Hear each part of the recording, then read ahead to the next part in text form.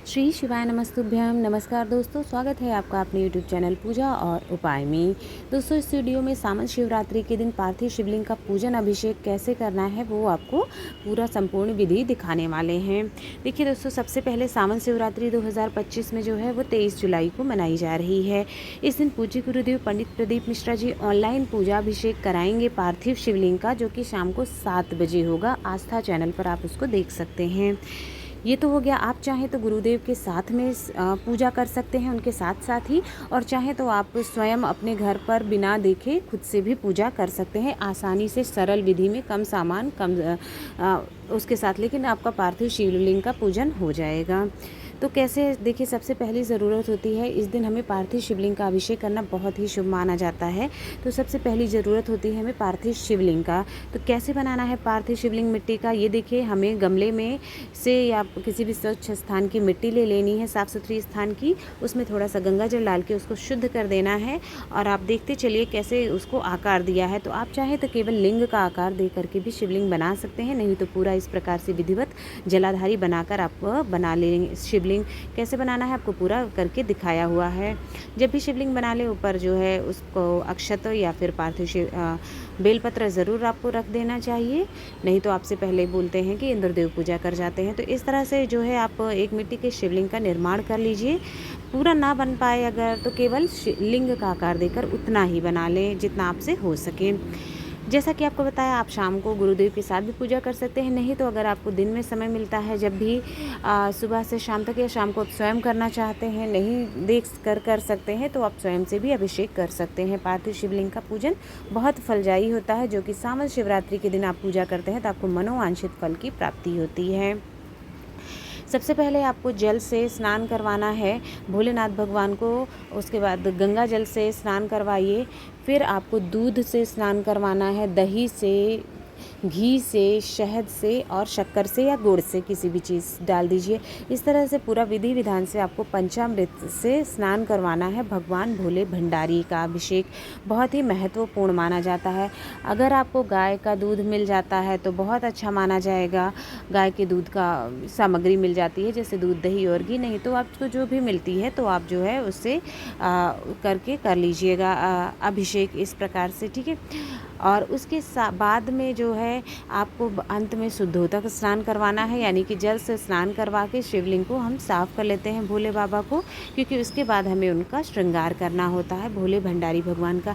जब भी आप स्नान करवा रहे हैं भोलेनाथ को, तो आपको मन ही मन ओम नमः शिवाय या श्री शिवाय नमस्तुभ्यम, हर हर महादेव, उनके किसी भी मंत्रों का, जो भी आपको मंत्र आता है उसका आपको मन ही मन जप करते रहना है।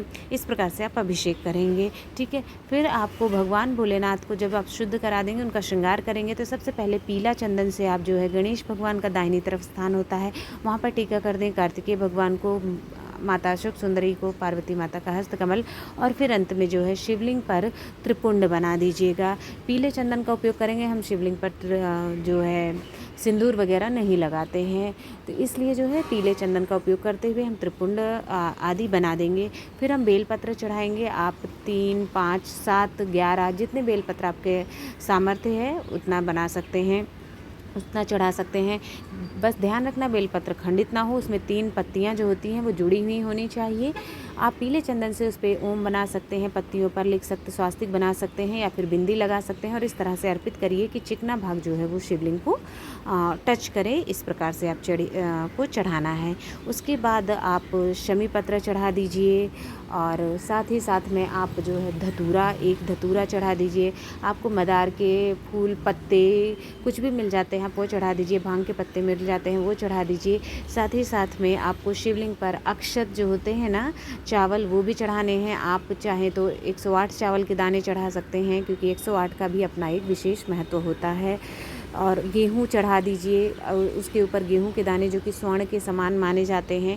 काला तिल चढ़ा दीजिए, जो कि आपके दुख परेशानियों को दूर करते हैं। इस तरह से चीज़ों को आप चढ़ा दीजिए, जो भी उनकी प्रिय चीज़ें होती हैं। अगर आपको भस्म मिल जाती है तो आप भस्म भी चढ़ा सकते हैं। साथ ही गुलाल और अबीर, ये एक एक चुटकी जो है हम भगवान भोलेनाथ के श्रृंगार में अर्पित करते हैं। भस्म है, गुलाल है, अबीर है, इन चीज़ों को भी हम भोलेनाथ भगवान को चढ़ा देंगे।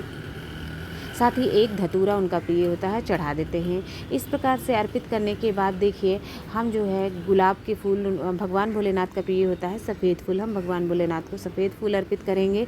इसके बाद में अगर आपको नहीं मिल पाते हैं तो आप पीले फूल भी अर्पित कर सकते हैं।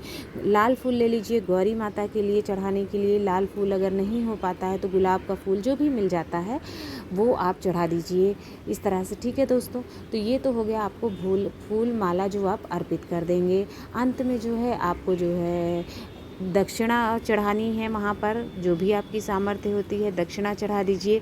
भोलेनाथ को जनेऊ चढ़ा दीजिए, गणेश भगवान को एक जनेऊ अर्पित कर दीजिए और फिर वस्त्र के रूप में और मौली जो होती है रक्षा सूत्र उसे आपको चढ़ा देना है। तो इस तरह से जनेऊ अर्पित कर दिया और साथ ही साथ में मौली भी आपको वस्त्र रूप में अर्पित कर दिया है।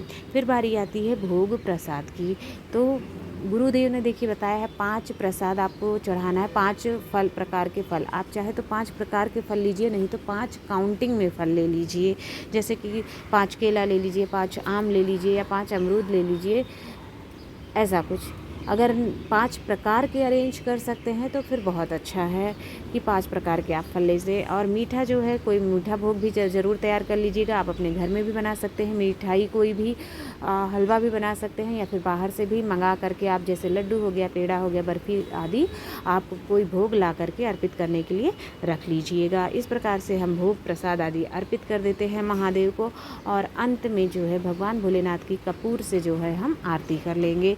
जब ध्यान रखिएगा जब हम पूजा स्टार्ट कर रहे होते हैं तो पहले ही एक दीपक जला के हम रख देते हैं। अभिषेक से पहले ही जला के रख दिया जाता है। उसके बाद अंत में हम गा करके विधि विधान से भगवान शिव की आरती करेंगे।